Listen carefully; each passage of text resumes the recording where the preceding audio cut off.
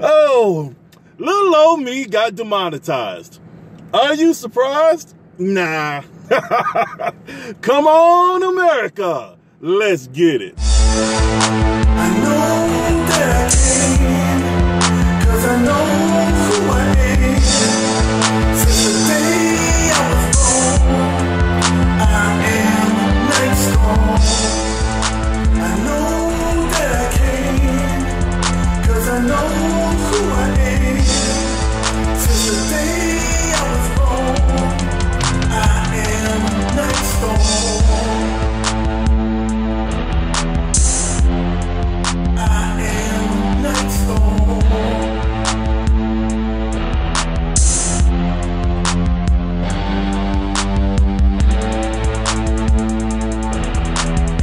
All right. Hello, America. It is good to be back. I know I haven't did a video in a while because honestly, I'm working. I'm in security work. I do have my own international private security firm, and I keep people safe all over the world. And my motto is keeping trouble from you and keeping you out of trouble. All right, but anyway, like I said already, before we get into the Democrat debates on night 1 and night 2, I want to talk about this ad apocalypse with YouTube and with mainly conservatives. And yes, my channel has been demonetized. I wasn't really making a lot of money on YouTube anyway. I don't really use YouTube to make money. But I tell you this, man, you know, I was always happy and appreciative of what little bit I was making from the channels. But that's not the purpose of my content. The purpose of my content was never to make money. I only talk about things that I honestly, truly believe in, and the GOP and the Republican Party does not pay me. I simply talk about things that I honestly, truly believe in. If I say I'm behind Trump, then I'm behind Trump. If I say I'm in the GOP, I'm in the GOP. And I'm proud to be a vice chair in the county GOP where I am. And I rep what I represent. I represent God, love of family, and love of country. And I represent love of all people, black, white, Jew, Gentile, even liberals and conservatives. It does not matter to me. Christ loved me first, so I love you. I may disagree with a lot of liberals, but I still have love and respect for them, even though I don't always get that love and respect back, but that's besides the point. I still love my fellow brothers and sisters, regardless of who they vote for. I just think they're wrong. But anyway, so it is what it is with the demonetization. But guess what? I'm going to continue to make content. I'm going to continue to speak on the things that I believe in. And I'm going to continue to support our President Donald J. Trump, whether YouTube or Google like it or not. God bless him, God bless him, God bless him. But anyway, moving forward, we got to talk about these Democrat debates. And as soon as I get to talking, the phone rings. It's like that video I did with my daughter. And as soon as me and my daughter get going, the phone rings. But anyway, let's talk about these Democrat debates. Night 1, you had 10 Democrats talking. And to me, it was basically, and I hate to say it, but I got to be honest and I got to be true on this. It sounded like a lot of pandering to illegal immigrants. It really did. And yes, illegal immigrants are people too. Yes, they are. They're humans too. And we have like they said, a humanitarian crisis on the border. I think Trump been saying this for a long time. And this has been going on before Trump. This was going on through the Obama years. This was going on through George W. Bush years. This was going on through the Clinton years. This was going on through Bush 1. It's been going on for a very long time, and they've been kind of kicking the can down the road. And now everything is upon us. Well, we absolutely have no choice but to address this issue and to fix it. But it was a lot of pandering. You had Beto O'Rourke struck a nerve with Cory Booker when he started speaking Spanish. Individual rate be? This economy has got to work for everyone. And right now we know that it isn't. And it's going to take all of us coming together to make sure that it does. Necesitamos incluir cada persona en el éxito de esta economía. Pero si queremos hacer eso, necesitamos incluir cada persona en nuestra democracia. Cada votante necesitamos la representación y cada voz necesitamos escuchar. Right now we have a system that... Now notice also, no, Cory Booker was not going to let Beto get away with that. So Cory decided in his Spartacus voice to speak Spanish as well. La situación ahora es inaceptable.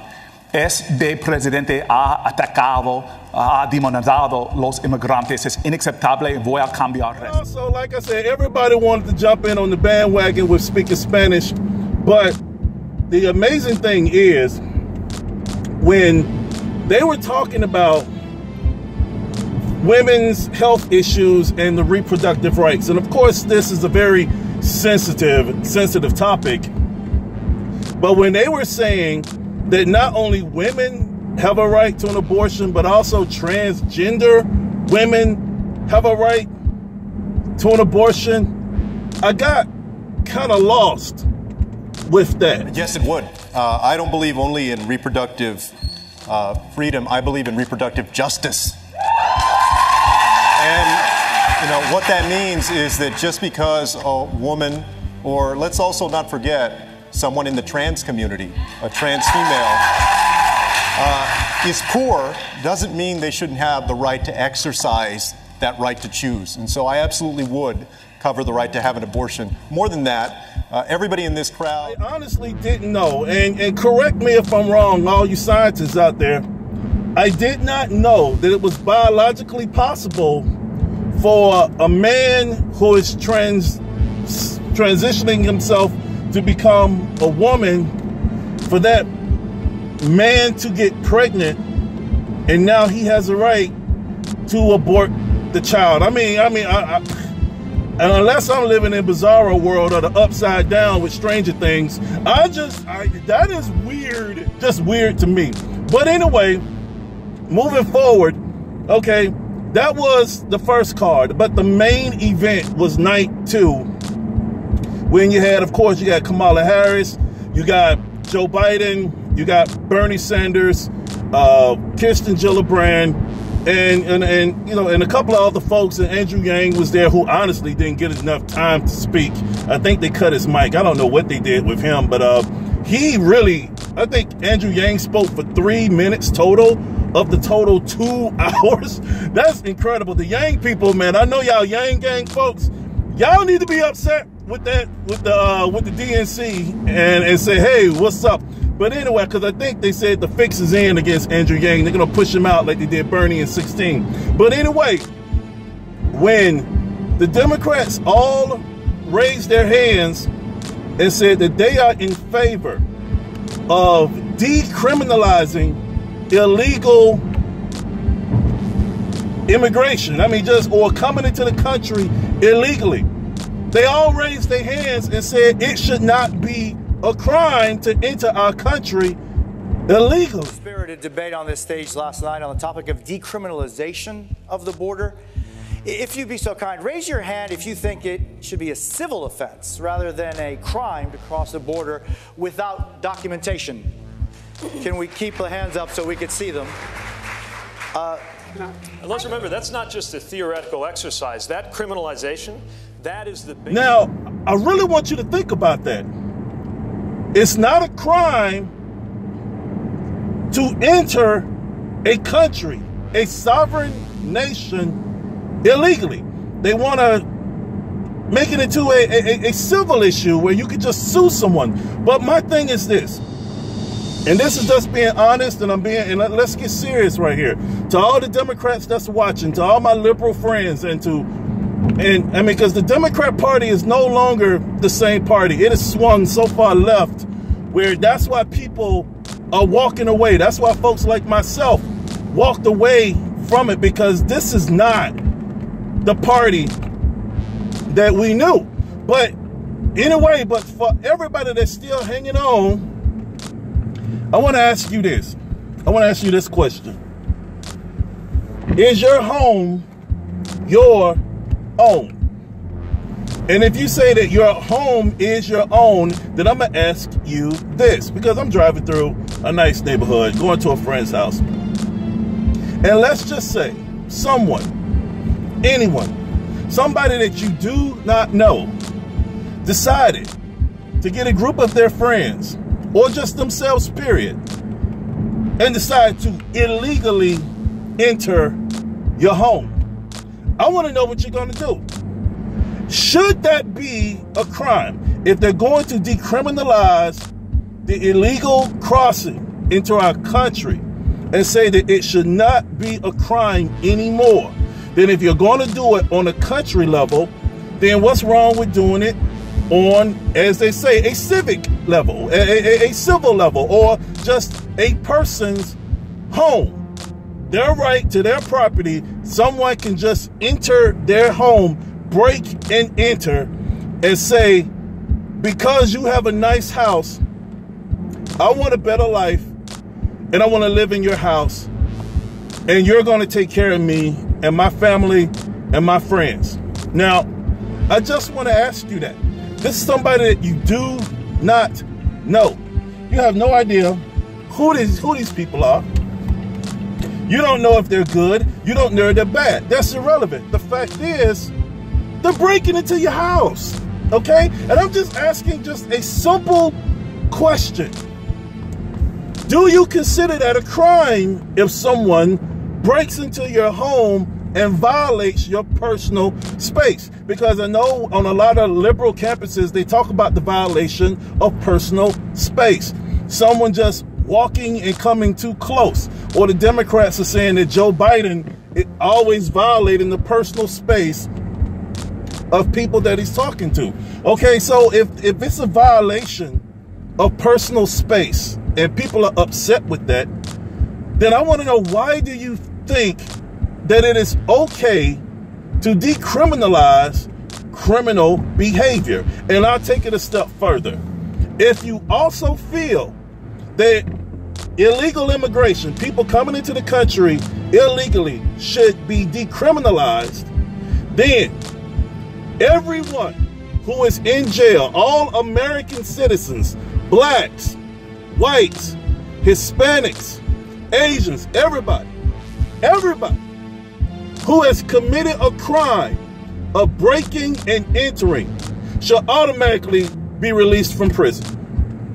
Are you comfortable with that? Because basically what you're saying is that it is okay and acceptable for non-citizens to commit crimes against this country, and they should not face any penalty or punishment, and they should be rewarded with resources. Okay, they should be rewarded with housing. They should be rewarded also with health care. A lot of the people in the Democrat Party, especially on night 2, were stating that they are willing to pay for health care for illegal immigrants, when they're not even focused on the people right here in this country. And see, this hit me hard, and it brought it home to me, because all you guys know my story. 27 years ago, I was homeless and sleeping on the streets, and there was not that many resources out there for me. I had to sit here and work.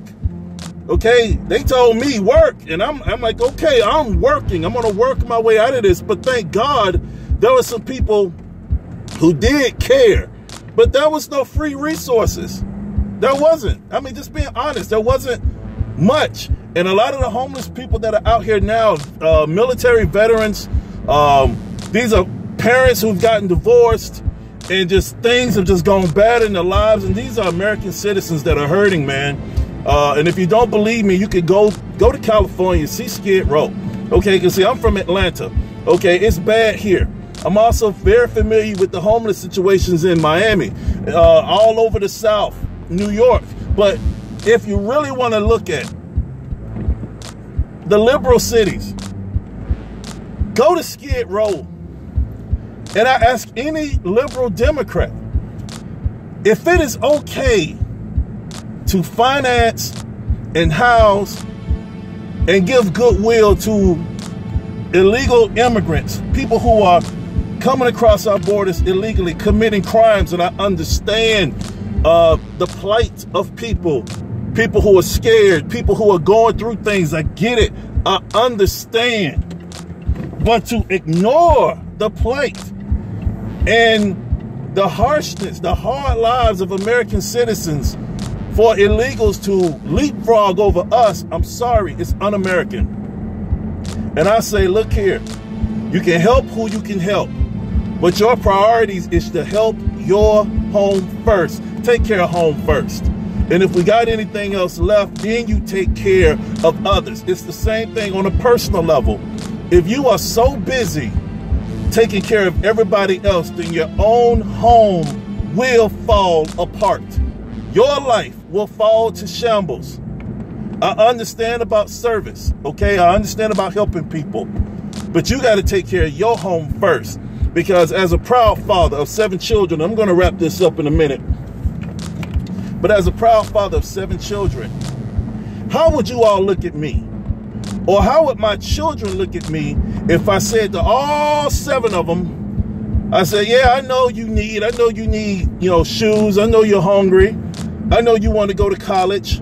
I know you need this and I know you need that. But it's some little kids over here right around the way who broke in, but I want to take care of them first.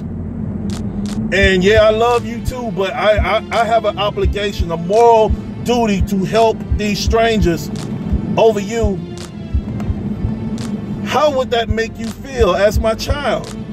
How does it make you feel as a person outside looking in? You guys will call defects on me and say that YG Nyghtstorm is not taking care of his children. Of course, the media will go crazy. Typical black man, just a baby daddy, and he doesn't care about his children. Look, we told you black men don't care about their kids. Look, he's so busy out here trying to take care of everybody else, he can't even take care of his own children. Typical black man. You see how, and that's how the media was spinning.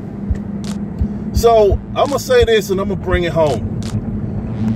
Vote for whoever you want to vote for, okay? But as for me, I'm going to continue to support our president. As for me, I'm going to continue to support America first. Now, notice I said America first. I didn't say America only. I simply said America first because I travel all over the world. And I help people all over the world. As a matter of fact, I'm going to Africa soon and help some folks over there in Africa. I'm returning because I went in 2016 and I'm going back to Africa soon, doing a tour over there. But it's about America first. You got to take care of home first. And you pray for the people that you can't help, but you definitely put the work in on folks that you can. And it has to be America first. So God bless you. Like I said, vote for whoever you want to vote for. I'm not going to sit here and hate you and demonize you, but I will tell you, hey, you're wrong. So anyway, but I love you, and I appreciate you watching this video. And like I said, if you want to support my work, because YouTube has honestly made it where this is fan supported now. So to anybody who wants to support, you can hit me up on the PayPal and support my channel. And the best thing you can do, like Tim Pool says, you can just like the video and share the video and let people know that you're standing with YG Nyghtstorm, because I'm definitely standing with you. So God bless you. I love you. Take care. And let's go, America. Let's go, Trump. Let's go, GOP. Let's get Trump across the finish line in 2020. Love you all. Peace out. Bye. And